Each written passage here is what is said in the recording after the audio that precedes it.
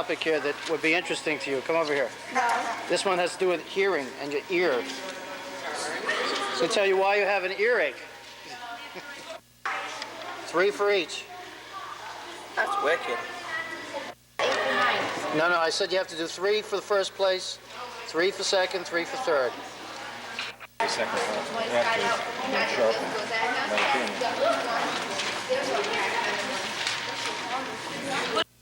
Back.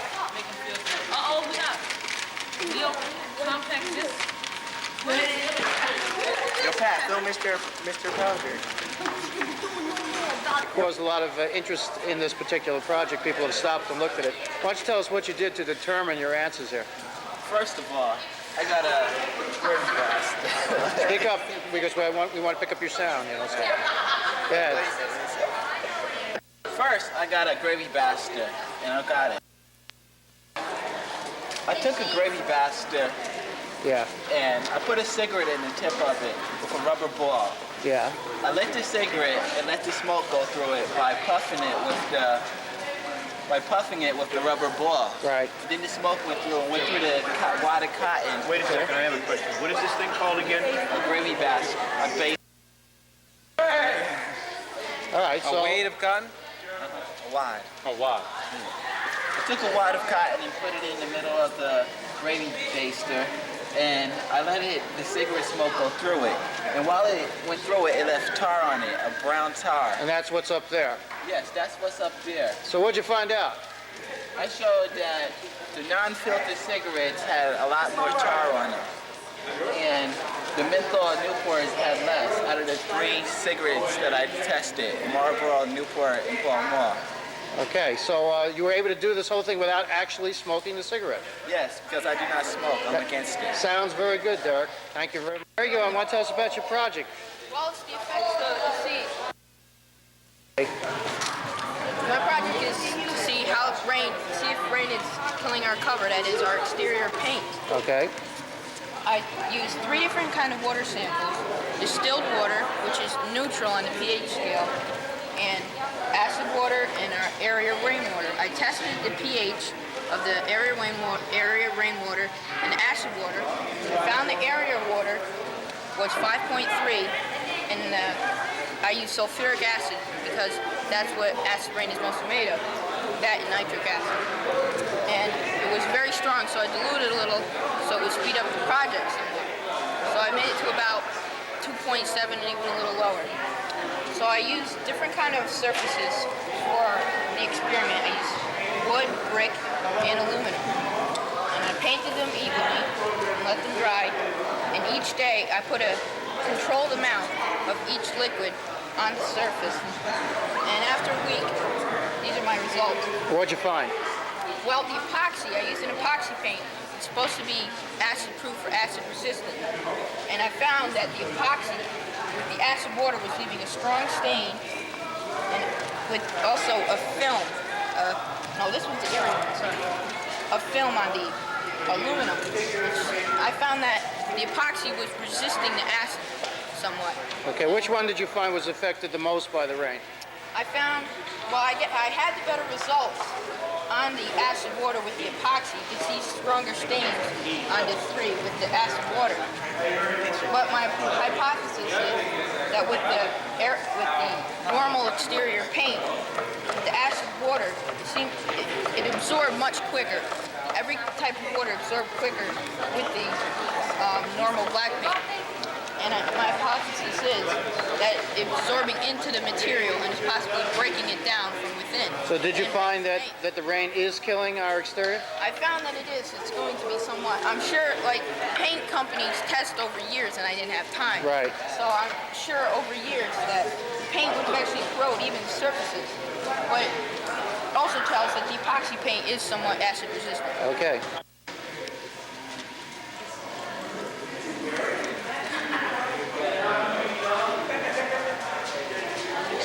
Don't quite work. Yes, No. it does. You have to let it go faster. Pour it in faster. There you go. Okay, so now Heather, you got a project on, let's see what you got, dogs and sounds? Yeah. Okay, tell us what you did to do your project. I I had the dogs listen to a bunch of different songs. I recorded how they reacted, and I recorded how they reacted to different kinds of sounds. And did you find them that they did react to different sounds? Yeah. What would be some of the types of reactions that they? Heather, what were some of the ways that they reacted to the sound? Well, they barked. Some of the songs. The one dog, Max, he hid in a corner to Barry Manilow. Okay, so he didn't like Barry Manilow. No. Well, most people don't, so I guess that dog is like a person. All right, it's a good project there, Heather. Thanks. Project on hair, as we say. What'd you do with this hair? Well, I did 3 experiments, and for this experiment, the hair fell, but see, I put down in 2 hairs, one in this bottle, one in this bottle. And this bottle has a sponge in it, and one of the bottles, well, the hair is 3 inches long. Yeah. And let the hair hang for like 3 hours or so, and I proved that the hair can expand when it's like moist. Okay, so hair can change its shape then. Well, it just expands. Well, that's changing its volume. Yeah. Okay, it increases in its length, right? Yeah. And what was your other one here? Well, I did another one here where I took 4 types of hair. I took black, gray, bleached, and dog hair, and I took like pennies and I taped them together. I started out with 6. Right. And I saw which one was the strongest. And which one was? The gray. The gray hair. So you think gray hair is stronger? Maybe it doesn't have anything to do with the color of the hair, Yeah. but maybe the type of hair. You know what I'm saying? Yeah, it's old, so. Okay, very good. This is a project on types of matches then, right? Yep. What'd you find out about different types of matches? Well, I found out that there are different types for different reasons, and each one has advantages and disadvantages. Like the safety matches, you can strike them easily, but if they get wet, then they're useless. And they're commonly used around houses and light stoves. Okay, you found out the composition of the matches, right? So remember you had asked me the question about what's in them. So what's in a match? There's a gum-like substance to hold the chemicals in place. Yeah. There's phosphorus and sulfur. Those are the 2 main ingredients. Okay, did you ever find the percentages that put them together? I never found the percentages, so I wasn't able to make my own match. Okay, it's a nice project. It's very informative. You did a nice job on it. Tell us what you did on that project. I was seeing what different things would do to the lining of your stomach. So I used trach, which is the lining of cast stomachs. And after I did this project, I don't see how anybody could actually eat this stuff. It's totally disgusting. But I figured I ought to use like digestive enzymes or something. So I got like this digestive enzyme pills that some people use when they have digestive problems. And I made 16 pint jars, and I put a cup of water in each of them, and in 8 of them I put a digestive enzyme pill. And that's what the little ones with the plus means. It has the enzymes in it. And then I soaked the trachea in it. And one I put just water, and one I had salt in it, and one I had Tabasco sauce and aspirin and coffee and soda. And when I didn't use the pills, but I did the exact same thing to see what would happen, because I didn't know whether the pills were going to do something to it or not. And they did. They just sort of dissolved it. So I used the ones that didn't have the pills in it just to take my conclusion from, because I figured that if the pills had a difference, then I wasn't going to use that. Well, now I have to tell you that it's a good thing this videotape does not pick up smells. Yes. Because this project stinks, literally. It's awful. So what did you find from the project? Well, it has to be like really long term, because this doesn't happen in like, I think I did this for a month. Yeah, I can't wait to see what it would be like after 2 months. But is cola rotgut? That's yours? yeah. So did you do something with cola? Yeah, one of them was soda, because one day I said, I wonder what this stuff does to the inside of your stomach. And what does it do to the inside of your stomach? Hardly anything. It just sort of, see, this is the one with the cola. I just turned it brown, because this is the way it looked originally. Okay, so it doesn't seem to have changed it a lot, huh? No. Which one changed it a lot? Mostly the aspirin and the plain water really changed it a lot. I didn't think was going to happen, but it really did. Well, it's an interesting experiment, but one that you wouldn't want to keep in the house, though, right? No, my mom said I have to bring it to school. And you can't keep this thing in the house anymore. And give me my pen. What do you got here? You got a project on refraction, right? So what'd you do to determine refraction here? I measured the index of refraction. And how'd you do that? I put a sugar water solution in this container, and you have to use a light ray tracer. Looks like this. It's just two pins placed a short distance apart. Speak up, speak up. And you look at the light rays, different angles, and you can tell when you find a light ray and they line up. Okay, so what did you find from your project? That you could find the index of refraction for different objects by using this. And if I made the sugar water solution, and I brought the sugar water solution down to the index of refraction in water.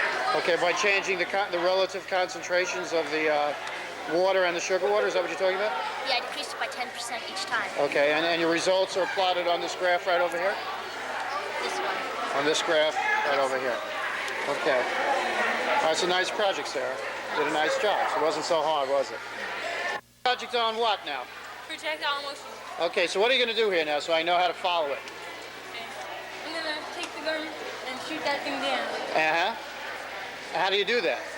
This is power supply, and somebody has to turn the switch. And then when that switch turns, the electricity goes off the wires, and it makes this come up, and then the thing drops down. Okay, so somebody going to turn the switch for you? All right, where are you going to stand with this? Where are you going to stand with this gun now, Tarika? Right here. What does this gun shoot, by the way? A dart of some sort. Okay. All right, so In other words, don't get it in her head. Whatever you do. Yeah, it's like pinned down. why don't you just put an apple on Stacy's head and we could try that? All right, you want to watch out? Back up. This is dangerous. All right, go ahead, Tarika. Anytime. We're all set for you now. Just gonna do it again.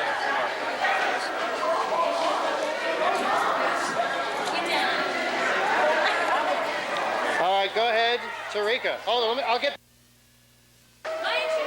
So what happened there? I got good aim.